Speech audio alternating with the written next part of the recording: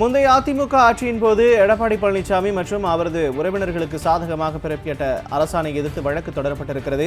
காவிரியிலிருந்து தண்ணீர் எடுப்பதற்காக அதிக குதிரைத்திறன் கொண்ட மின் மோட்டார்களை பயன்படுத்த அனுமதி அளித்த அரசாணை எதிர்த்து வழக்கு தொடரப்பட்டிருக்கிறது. எடப்பாடி பழனிசாமி மற்றும் அவரது உறவினர்கள் பதிலளிக்குமாறு சென்னை உயர்நீதிமன்றம் உத்தரவு பிறப்பித்திருக்கிறது. முழு விவரங்களை நமது செய்தியாளர் ராம்ஜியிடம் கேட்டு பெறலாம். வணக்கம் ராம்ஜி, கூடுதல் விவரங்களை பதிவு பண்ணலாம்.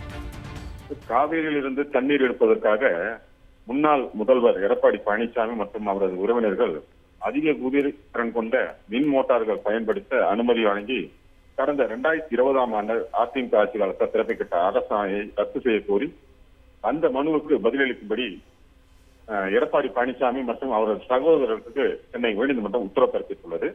சேலம் மாவட்டம் நெடுக்குளம் பகுதியைச் சேர்ந்த விவசாயிகள் காவிரியிலிருந்து விவசாயத்துக்கு தண்ணீர் எடுக்க ஏதுவாக நெடுங்குளம் நீரேற்று பாசன கூட்டுறவு சங்கம் என்ற ஒரு சங்கம் துவக்கப்பட்டது.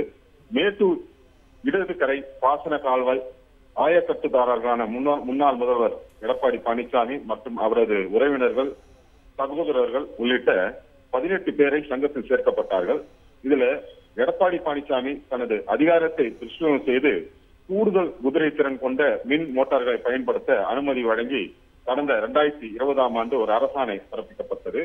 இந்த அரசாணை ரத்து செய்ய கோரி சேலம் வெள்ளாளப்பாளையத்தை சேர்ந்த செல்வம் என்பவர் உயர்நீதிமன்றத்தில் ஒரு வழக்கு ஒன்று தாக்கல் செய்தார்கள். அந்த மனுவில் சங்கத்தில் சேர்க்கப்பட்ட முன்னாள் முதல்வரான எடப்பாடி பழனிசாமி மற்றும் அவரது உறவினர்கள் மற்றும் சகோதரர்கள் உள்ளிட்ட 5 குதிரை திறன் கொண்ட மின் மோட்டார்களை பயன்படுத்த மட்டுமே முடியும் என்ற நிலையில 27 குதிரை திறன் கொண்ட மின் மோட்டார்களை பயன்படுத்த சட்டவிரோதமாக அனுமதி வழங்கப்பட்டது எனவும் முன்னாள் முதல்வர் எடப்பாடி பழனிசாமியின் அதிகார துஷ்பிரயோகம் குறித்து லஞ்ச ஒழிப்புத்துறைக்கு புகார் அளிக்கும் எந்த நடவடிக்கையும் மேற்கொள்ளவில்லை என தெரிவிக்கப்பட்டது. மேலும் எவ்வளவு தண்ணீர் காவிரியில் இருந்து எடுக்கப்படுகிறது என்பதை அளவிட எந்த மீட்டரும் இல்லாமல் தொடர்ச்சியாக தண்ணீர் எடுக்கப்பட்டதாகும். இது சம்பந்தமாக 2023ஆம் ஆண்டு சம்பந்தப்பட்ட அதிகாரிகளுக்கு புகார் அளித்தும் எந்த நடவடிக்கை மேற்கொள்ளவில்லை என மனுவிலே குற்றச்சாட்டை வைத்தார்கள். மேலும் நெடுங்குளம் நீரற்ற பாசன கூட்டுறவு சங்கத்தினர் காவிரியிலிருந்து தண்ணீர் எடுப்பதை மீட்டர் பொருத்தி கண்காணித்து முறைப்படுத்த உத்தரவிட வேண்டும் என்றும் அந்த மனுவிலே கோரிக்கை வைக்கப்பட்டது.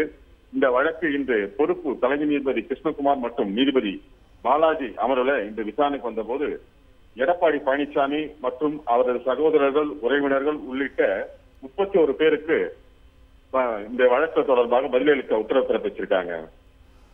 கூடுதல் விவரங்களுக்கு நன்றி ராம்ஜி.